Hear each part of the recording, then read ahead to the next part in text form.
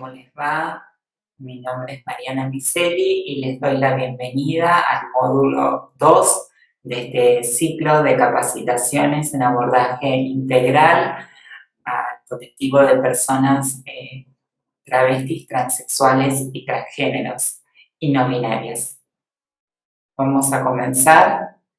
El objetivo de este módulo tiene que ver con recorrer y conocer e internalizar el marco normativo protectorio y habilitante de derechos del colectivo de personas travestis, transexuales, transgéneros y no binarias. Aquí hay una breve reseña acerca de mi persona.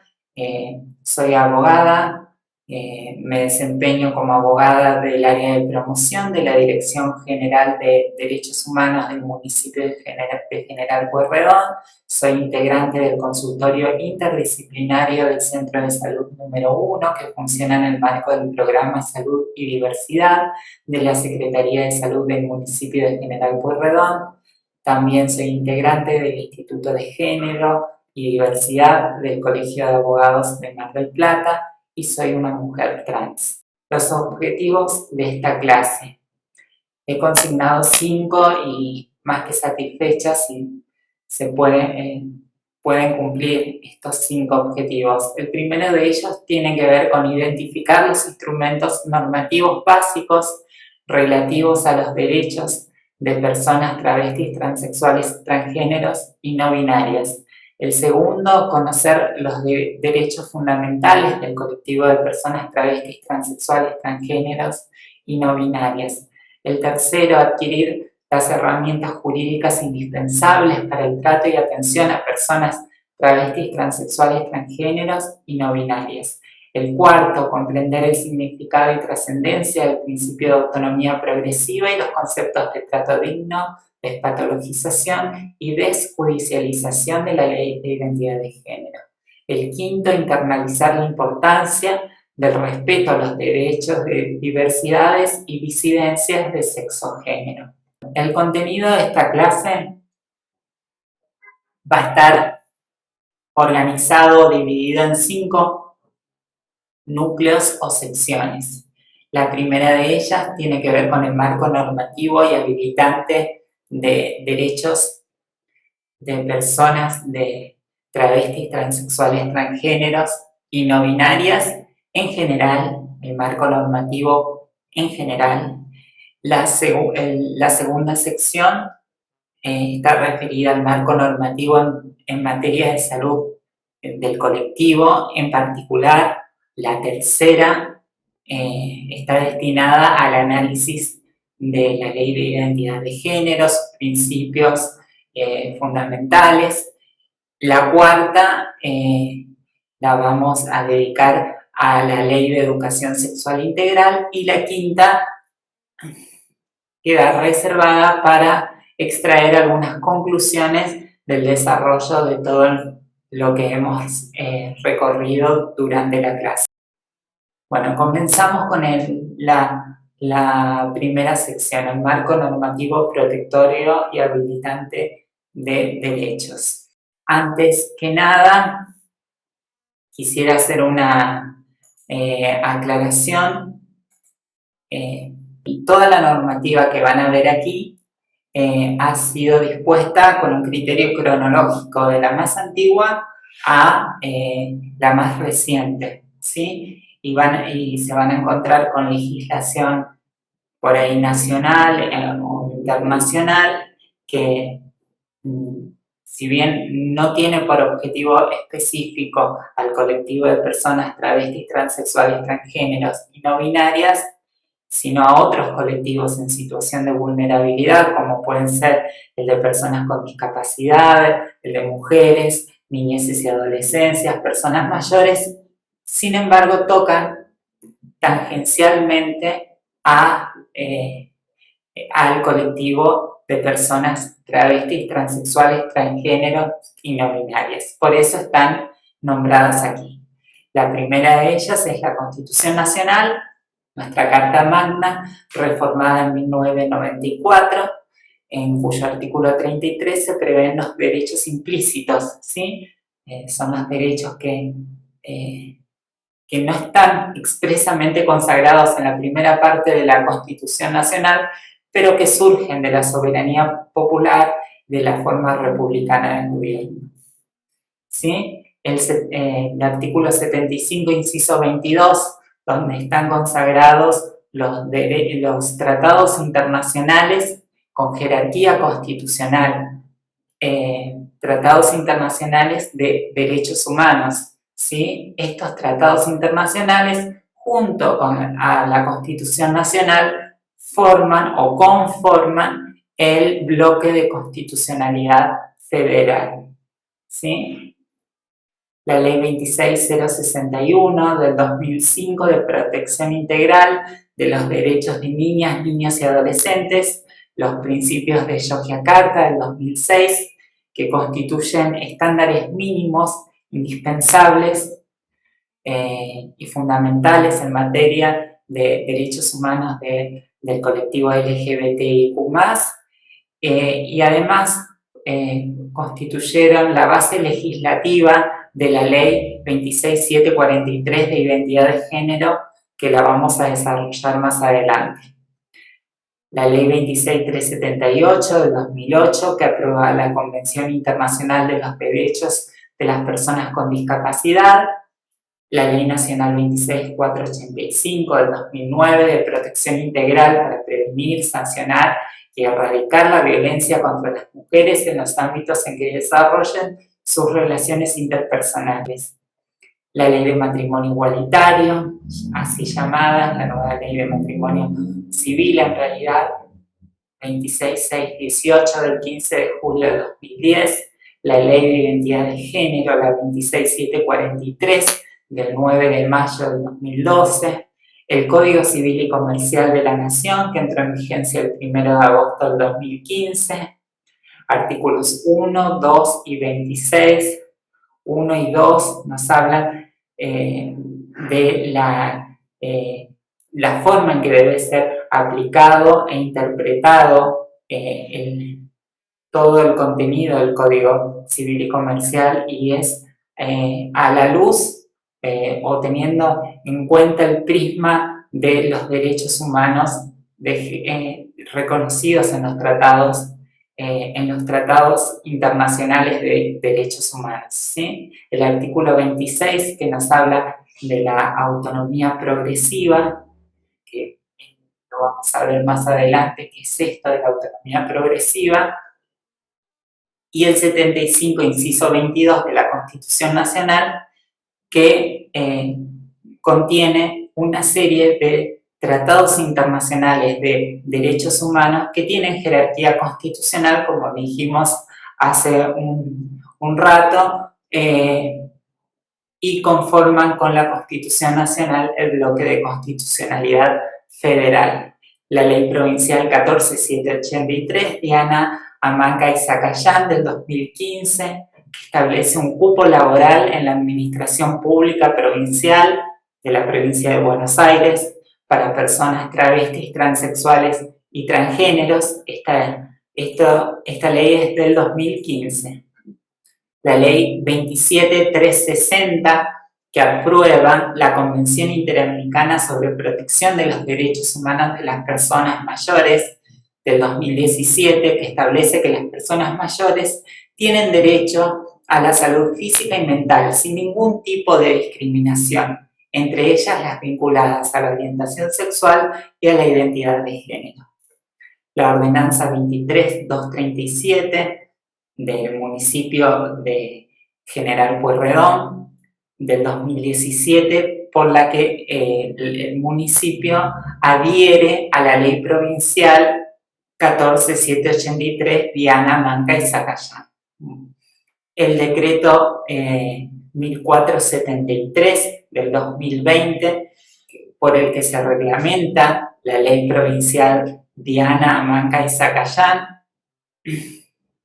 El decreto 721 del 2020, decreto nacional por el que se establece un cupo laboral en la Administración Pública Nacional para personas travestis, transexuales y transgéneros. La ley 27636 del 24 de junio del 2021, que establece un cupo laboral en la Administración Pública Nacional para personas travestis, transexuales y transgéneros. Es decir, que el cupo laboral trans, como vulgarmente se conoce, a nivel nacional primero fue legislado a través de un decreto en el 2020 y en el 2021 a través de una ley, ¿sí? Y a nivel provincial tenemos la ley desde el 2015, la ley Diana Amanca y Zacayán, ¿sí? Bueno, el decreto 476 del 2021, del 21 de julio, que reconoce a las identidades no binarias, el decreto 659 del 2021, del 27 de septiembre, que reglamenta la ley 27636, que es la ley nacional de cupo. Vamos al módulo 2, que refiere al marco normativo en materia de salud. Encontramos a la Constitución Nacional reformada nuevamente, en artículos 14 bis, que nos habla del seguro social obligatorio, el artículo 33 nuevamente, el 42, que nos habla de los derechos de usuarios y consumidores en las relaciones de consumo, derecho a la protección de su salud, al trato digno e igualitario, ¿sí? El artículo 75, inciso 22, que como dijimos, nos trae los tratados internacionales de derechos humanos con jerarquía constitucional, y el inciso 23, que nos habla del derecho a la igualdad efectiva, real, que complementa el artículo 16 de la Constitución, esta posibilidad efectiva de acceso a derechos e igualdad de trato y oportunidades para todas, todos y todes. Es obligación del Congreso, porque el 75 está entre las obligaciones del Congreso, facultades y atribuciones del Congreso, legislar en este sentido. De todas estas normas podemos concluir que el derecho a la salud es un derecho humano fundamental, social y colectivo, pese a que no esté prescrito en un artículo específico de nuestra Carta Magna, ¿sí? La Declaración Universal de Derechos Humanos de 1948, la Declaración Americana de Derechos y Deberes del Hombre de 1948, la Convención Internacional sobre todas las formas de discriminación racial de 1965, el Pacto Internacional de Derechos Económicos, Sociales y Culturales de 1966, la CEDAW de 1979, que es la Convención sobre la Eliminación de todas las formas de discriminación contra la mujer. Esta convención tiene jerarquía constitucional, ¿sí? Está contemplada en el artículo 75, inciso 22. La Convención Internacional de Derechos del Niño de 1989, que también está citada en el 75, inciso 22, con jerarquía constitucional.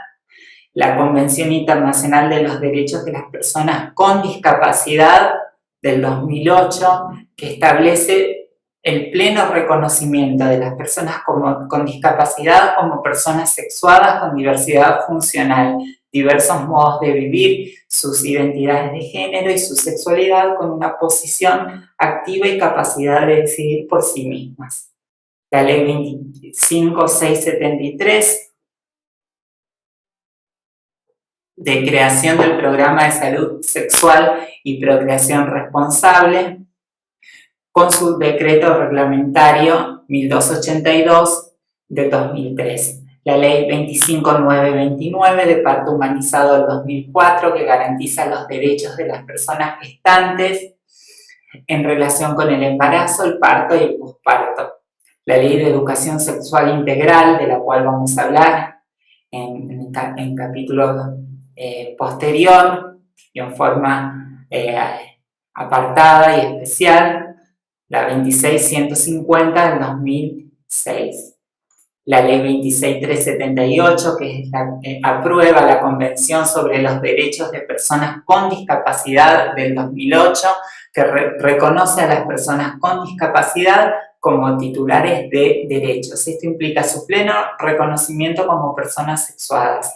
La Ley de Salud Mental, la 26.657 del 2010, en cuyo artículo 3, inciso C, prohíbe consignar cualquier tipo de diagnóstico médico sobre la exclusiva base de la orientación sexual o la identidad de género de las personas, ¿sí? La Ley de Derechos del Paciente, en cuyo contenido hay una parte destinada al consentimiento informado. Esta ley 26.592 del 2009 fue modificada por la ley 26.742 del 2012.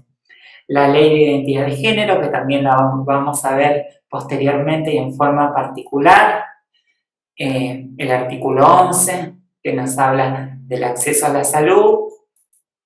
La ley de reproducción médicamente asistida, la 26.862 del 2013, la reglamentación del artículo 11 de la ley 26.743 a través del decreto 903 del 2015, el Código Civil y Comercial de la Nación del 2015, que prevé en el artículo 26 el principio de autonomía progresiva conforme a la edad y grado de madurez. ¿Qué es este principio de autonomía progresiva? Tiene que ver con que el Código Civil y Comercial no establece un parámetro etario fijo y taxativo, sino que la capacidad de las personas menores de edad van adquiriendo a medida que su edad y grado de madurez así lo permiten, ¿sí? Es un principio de capacidad abierta o creciente, ¿sí? No es fija, rígida, ¿sí? Esto lo relaciono con la resolución 65 del 2015 del Ministerio de Salud de la Nación, que está acá al final de la filmina, que armoniza la Ley de Identidad de Género, que es del 2012, con el artículo 26 del Código Civil y Comercial, que es del 2015. El umbral etario para decisiones atinentes al propio cuerpo, ¿sí? Lo que establece esta resolución es que las personas menores de edad, a partir de los 13 años, pueden, en consonancia con lo que dice el artículo 26 del Código Civil y Comercial, pueden tomar decisiones relativas al cuidado de su propio cuerpo y someterse a prácticas médicas siempre y cuando no comprometan su vida, su integridad o su salud. Y los procesos de hormonización no son prácticas entendidas que no comprometen ni la vida, ni la integridad, ni la salud de las personas menores de edad. Por tanto, una persona menor de edad a partir de los 13 años puede consultar, iniciar y continuar un proceso de hormonización con su sola conformidad, sin la necesidad de la anuencia o la conformidad de un representante legal o una persona adulta referente, afectiva, ¿sí? A partir de los 16 años, la persona menor de edad ya es considerada adulta para todas las decisiones que tengan que ver con el cuidado del propio cuerpo, ¿sí? Ya lo vamos a ver ahora con mayor precisión. Las resoluciones 1507, 1508 y 1509 del Ministerio de Salud de la Nación sobre donación de sangre, que elimina la prohibición y o impedimento para donar sangre según la orientación sexual y o la identidad de género de las personas. La Ley 27.360, que aprueba la Convención Interamericana sobre Protección de los Derechos Humanos de las Personas Mayores sancionada en 2017, establece que las personas mayores tienen derecho a la salud física y mental sin ningún tipo de discriminación, entre ellas las vinculadas a la orientación sexual y la identidad de género. La resolución 3159 de 2019 del Ministerio de Salud de la Nación, que establece la medicación que forma parte de los procesos hormonales, que está incluida en el PMO. Estos procesos hormonales están incluidos en el programa médico obligatorio y por tanto deben ser cubiertas al 100% de manera integral por los efectores del sistema de salud, sean públicos o privados. La ley de acceso a la interrupción voluntaria del embarazo, la ley 27610, del 2021, cuyo artículo 4 establece que mujeres y personas con capacidad de gestar tienen derecho a la interrupción voluntaria del embarazo. Mujeres y personas con capacidad de gestar. Ley de identidad de género 26743. El primer principio que nos trae esta ley es que la despatologización despatologiza las identidades trans, las saca del prisma de patologías, ¿sí? No, ¿cómo lo hace? No exigiendo un acto psicológico o psiquiátrico ni prueba de vida en el género de la persona para obtener el cambio registral. Es más, la exigencia de un acto psicológico o psiquiátrico es considerada un acto antijurídico.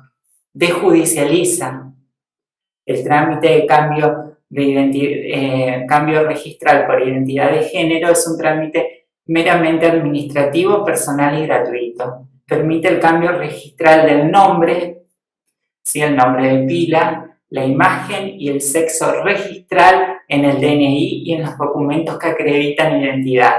Desconecta cambio registral, cirugías de modificación corporal, procesos de armonización. ¿Qué quiere decir con esta desconexión? Que la persona es libre de ejercer todos o alguno de estos derechos sin que ninguno sea presupuesto o correlativo de otro. Puedo someterme a una cirugía de modificación corporal sin haber hecho el cambio registral. Puedo haber hecho el cambio registral sin haber hecho cirugías de modificación corporal y sin proceso de armonización. Puedo iniciar un proceso de armonización sin haber hecho el cambio registral. Puedo haber hecho las tres cosas, es decir, se puede ejercer todos o alguno de estos derechos. Ninguno es presupuesto del otro, son derechos, no son obligaciones legales, ¿sí?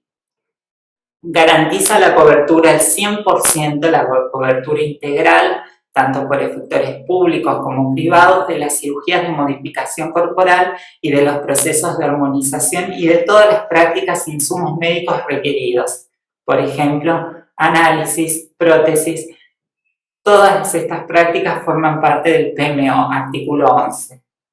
Exige que el nombre de pila elegido sea el utilizado en registros, documentación y en el trato en público hacia esa persona, con prescindencia de que se tenga hecho o no el cambio registral. Esto tiene que ver con el trato digno, ¿sí? Es decir, no importa si la persona hizo el cambio registral o no de su identidad de género. Si la persona manifiesta que su nombre es un nombre determinado, debe respetarse ese nombre y consignarse ese nombre y esa identidad, ¿sí? Y respetar los pronombres de esa persona también. Las personas menores de edad pueden acceder al cambio registral con su consentimiento, teniendo en cuenta el interés superior del niño y su autonomía progresiva. En Provincia de Buenos Aires, hasta los 12 años se requiere el asentimiento de ambos representantes legales. De 13 a 15, con la conformidad de uno solo de ellos es suficiente, y a partir de los 16, el solo consentimiento de la persona menor de edad es suficiente. En todos los casos es requerida la asistencia de un abogado, abogada, abogade, preferentemente con especialización en niñez y adolescencia, ¿sí? Menos de 13 años se requiere el asentimiento de una persona adulta referente tanto para procesos de hormonización como para cirugía. Es decir, la ley establece claramente 3 franjas etarias. Hasta los 13, es decir, hasta los 12 años inclusive, desde los 13 hasta los 15 inclusive, y a partir de los 16. Hasta los 13 años, la persona puede realizar el cambio registral con el asentimiento de sus representantes legales, ¿sí? Eso es en materia registral. Y en materia de salud puede someterse a prácticas médicas con la conformidad de representantes legales o personas referente adultas, ¿sí? Desde los 13 hasta los 15, con el asentimiento de al menos uno de los representantes legales, ya puede realizar su rectificación registral, ¿sí? O someterse a un proceso, a una práctica médica que comprometa su vida, su salud o su integridad física. Si no compromete ni su vida, ni su salud, ni su integridad física, en ese caso la persona menor de edad puede realizar por sí sola la práctica médica, como por ejemplo el proceso de hormonización. Para las cirugías, como es considerada una práctica invasiva, se requiere el asentimiento de una persona adulta referente o de un representante legal, ¿sí? Y en materia registral lo mismo, de 13 a 15, al menos el asentimiento de un representante legal. Y a partir de los 16, la persona menor de edad ya no requiere el asentimiento de referente ni persona adulta, ¿sí? Ni en materia de salud ni en materia registral, ¿sí? Lo que sí, en materia registral, mientras tenga menos de 18 años, por la Convención Internacional de los Derechos del Niño, requiere la asistencia de un abogado, abogade, con especialización preferentemente en niñez y adolescencia. Desde los 13 años pueden acceder a procesos de hormonización con su solo consentimiento, ¿sí? Lo que dijimos recién. Para cirugía se requiere el asentimiento de una persona adulta referente, ¿sí? A partir de los 16 años, las personas menores de edad son consideradas adultas para el cuidado del propio cuerpo. Pueden someterse por su sola voluntad a cualquier tipo de práctica médica o quirúrgica. Ahora pasamos a la siguiente sección, que tiene que ver con la Ley de Educación Sexual Integral 2650. Esta ley establece que todas, todos, todes, las estudiantes de todas las jurisdicciones nacional, provincial de la Ciudad Autónoma de Buenos Aires y de todas las municipalidades y tanto de establecimientos estatales como privados, tienen derecho a recibir educación sexual integral. La ESI, la educación sexual integral, articula aspectos biológicos, psicológicos, sociales, afectivos y éticos. Además, esta ley crea el Programa Nacional de Educación Sexual Integral para cumplir con la Ley 25673, que es del Programa Nacional de Salud Sexual y Procreación Responsable, con la Ley 23849, que ratifica la Convención de los Derechos del Niño, con la Ley 23179, que ratifica la Convención sobre la Eliminación de todas las formas de discriminación contra la mujer, y con la Ley 26061 de Protección Integral de Derechos de Niñas, Niños y Adolescentes. Objetivos del Programa Nacional de ESI. Están en el artículo 3 de la ley. Incorporar la educación sexual integral dentro de las propuestas educativas para la formación armónica y permanente de las personas. Asegurar la transmisión de conocimientos confiables y actualizados sobre los distintos aspectos involucrados en la educación sexual integral. Promover actitudes responsables ante la sexualidad. Prevenir los problemas relacionados con la salud en general y la salud sexual y reproductiva en particular. procurar igualdad de trato y oportunidades para varones y mujeres. Acá falta actualizar varones, mujeres y disidencias de sexo-género, ¿sí? Esta ley, no se olviden, que es del 2006. Falta la perspectiva de diversidad en la misma. El Programa Nacional de ESI está destinado a les estudiantes de nivel inicial hasta el nivel superior de formación docente y de educación técnica no universitaria. Las acciones educativas para cumplir con dicho programa son obligatorias para todas las jurisdicciones. Las propuestas de enseñanza del Programa Nacional de ESI deben adaptarse a los distintos grupos etarios y a la diversidad sociocultural de cada lugar. Además, estipula la inclusión de los contenidos y didáctica de la ESI en los programas de formación docente.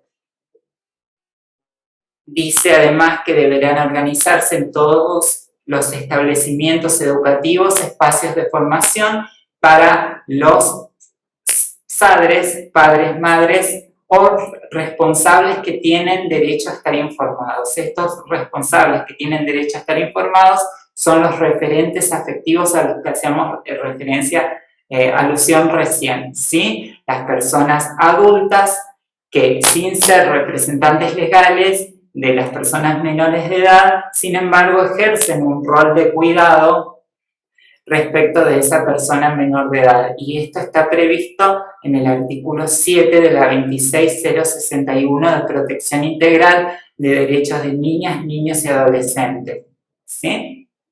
Algunas conclusiones de todo lo visto hasta aquí, que es bastante. Sin dudas, en estos últimos años hemos experimentado grandes avances en materia de reconocimiento y conquista de derechos del colectivo de personas travestis, transexuales, transgéneros y no binarios. Sin embargo, hay necesidad de redoblar esfuerzos para lograr el cumplimiento efectivo de derechos adquiridos, ¿sí? Esto de seguir insistiendo con el cumplimiento efectivo, por ejemplo, del artículo 11 de la Ley de Identidad de Género, la 26743, en cuanto a la cobertura integral de los procesos de hormonización y de las cirugías de modificación corporal, ¿sí? Que muchos efectores, obras sociales, prepagas todavía son reticentes al cumplimiento de esa normativa, ¿sí? Hay que seguir insistiendo y machacando y no bajar los brazos. Oportunidad para perfeccionar las herramientas normativas existentes, por ejemplo, estableciendo sanciones para el caso de incumplimiento. Estaría genial un régimen sancionatorio específico, propio, particular de, por ejemplo, la Ley de Identidad de Género, que el incumplimiento al derecho a la identidad de género, que es un derecho humano fundamental, no constituya meramente un acto antijurídico, ¿sí? Que haya una sanción específica, particular, prevista en el ordenamiento respectivo, ¿sí? Y por último, estamos en un tiempo o época o momento de internalizar y promover este paradigma respetuoso de derechos de diversidades y disidencias para construir una sociedad con efectivo acceso a derechos e igualdad de oportunidades para todas, todes y todos. Muchas gracias por la atención, espero que les haya sido útil la información y el material, y bueno, hasta cualquier momento.